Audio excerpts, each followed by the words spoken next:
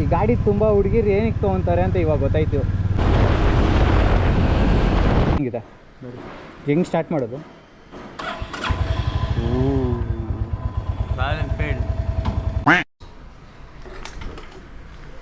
ನೋಡೋಣ ಏನು ಮಾಡ್ತಾವಣ ಅಣ್ಣ. ಹಿಂಗ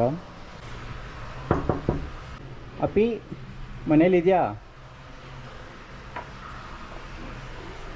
ಹೆಲ್ಮೆಟ್ ಹಾಕ್ಕೊಂಡೆ ರೆಡಿ ಆಗಿಬಿಟ್ಟಿದ್ಯಾ ರಿವ್ಯೂ ಮಾಡೋಕ್ಕೆ? ಎಷ್ಟು ತಿಂಗಳಾಯ್ತು ಗಾಡಿ ಐತೆ? ತೆಗಿತಾ ಇರ್ತೀನಿ. ಪಾಪ ಸತ್ತೇನೋ ಥರ ಬಿದ್ದಿದೆ ಅಲ್ಲಿ. ಮಾತೇ ಇಲ್ಲ.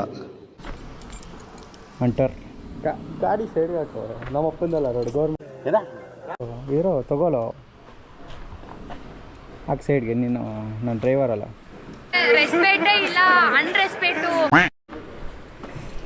ಸೊ ಇವತ್ತು ರಿವ್ಯೂ ಮಾಡ್ತಿರೋ ಗಾಡಿ ಬಂದು ಹಂಟರ್.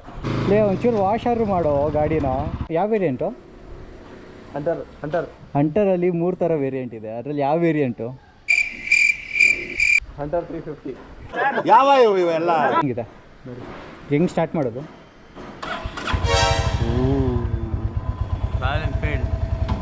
ತುಂಬ ಹೈಟ್ ಕಮ್ಮಿ ಇದೆಯಲ್ಲ, ಆ ಸ್ಕೂಟಿ ಅಷ್ಟೇ ಇದೆಯಲ್ಲ ಹೈಟು.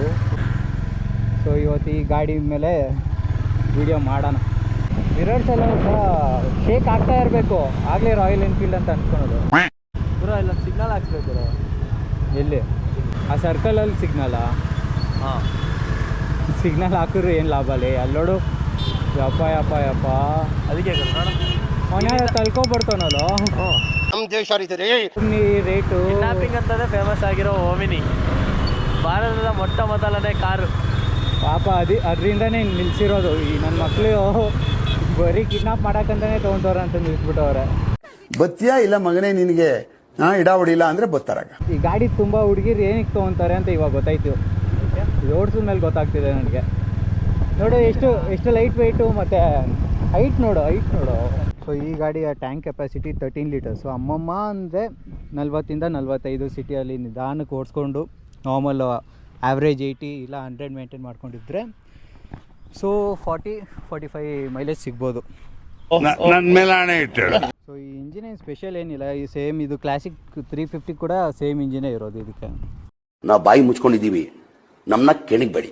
ಒಂದು 350cc single cylinder 4 stroke air cooled engine. ಒಂದು ಹ್ಯಾಲೋಜನ್ ಹೆಡ್ಲೈಟು.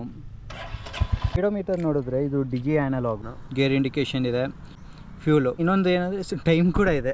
ಮತ್ತು ಇದು ಕಿಲ್ ಸ್ವಿಚ್ ನೋಡ್ಬೋದು, ತುಂಬ ವಿಂಟೇಜ್ ಟೈಪ್ ಕೊಟ್ಟಿರೋದು. ಕಿಲ್ ಸ್ವಿಚ್ ಆಗಲಿ, ಲೈಟ್ ಸ್ವಿಚ್ ಆಗಲಿ, ಇಂಡಿಕೇಟರ್ಸ್ ಅಂತ ಕ್ಯೂಟ್ ಆಗಿದೆ. ಹಂಟರಲ್ಲಿ 3 ಥರ ವೇರಿಯಂಟ್ ಇದೆ. So standard variant, mid variant and top variant. So ನೀವು ಸ್ಟ್ಯಾಂಡರ್ಡ್ ವೇರಿಯಂಟ್ ನೋಡೋಂಗಿದ್ರೆ wheel, front and back wheel ನಿಮಗೆ ಸ್ಪೋಕ್ ಬರುತ್ತೆ. ಮತ್ತು ಫ್ರಂಟಲ್ಲಿ ಡಿಸ್ಕ್ ಇರುತ್ತೆ.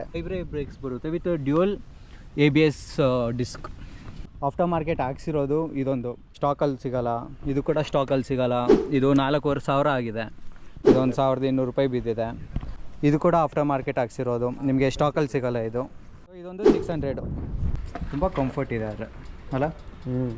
ಚೆನ್ನಾಗಿದೆ.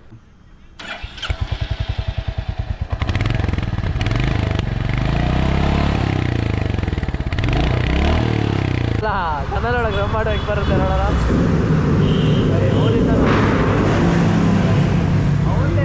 ಏನು ಸೌಂಡೇ ಇಲ್ವಲ್ಲ ಈ ಗಾಡಿದು, ಅಜೀಬ್ ಆಗೋಯ್ತು. ನನಗೆ ಎಷ್ಟು ಚೀಪ್ ಅನ್ನಿಸ್ಬಿಡ್ತು ಅಂದರೆ. ಆಫ್ ರೋಡ್ ಅಂತೂ ಸತ್ರು ಮಾಡೋಕ್ಕೆ ಹೋಗ್ಬೇಡಿ ಈ ಗಾಡಿಯಲ್ಲಿ. ಆಫ್ ರೋಡ್ ಮಾಡಿದ್ರೆ ಅನ್ಕೋ ಮುಗೀತು. ಸೊ ಸಿಟಿ ರೈಡಿಗೆ ಬೆಸ್ಟು.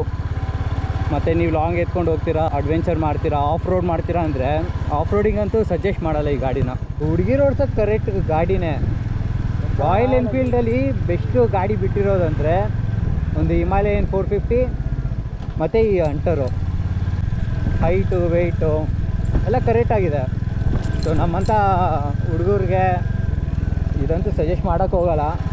ಇದಕ್ಕಿಂತ ಮಾರ್ಕೆಟಲ್ಲಿ ತುಂಬ ಆಪ್ಷನ್ಸ್ ಇದೆ. ಹಂಟರ್ ಅಂತ ಹೋದರೆ ಸೇಮ್ ಇದೇ ಪ್ರೈಸ್ಗೆ ನಿಮಗೆ ತುಂಬ ಆಪ್ಷನ್ಸ್ ಇದೆ, ಎಕ್ಸ್ಪ್ಲೋರ್ ಮಾಡ್ಬೋದು.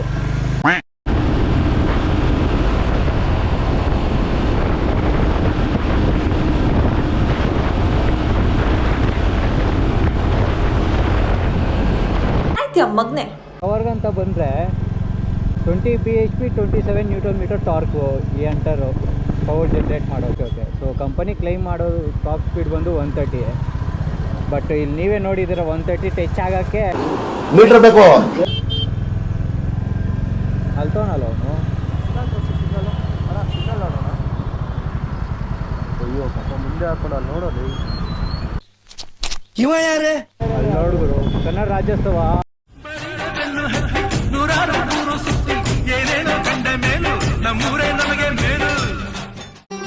ಮತ್ತೆ ಭೇಟಿಯಾಗೋಣ. ನಮಸ್ಕಾರ. ಅವ್ನು ನುಗ್ಸೋದ್ರಲ್ಲೆಲ್ಲ ಎಕ್ಸ್ಪರ್ಟ್. ಸ್ಪೀಡಲ್ಲಿ ಆಫ್ ಮಾಡು, ಆನ್ ಮಾಡು, ಆಫ್ ಮಾಡು, ಆನ್ ಮಾಡು. ಫಟ್ ಫಟ್ ಫಟ್.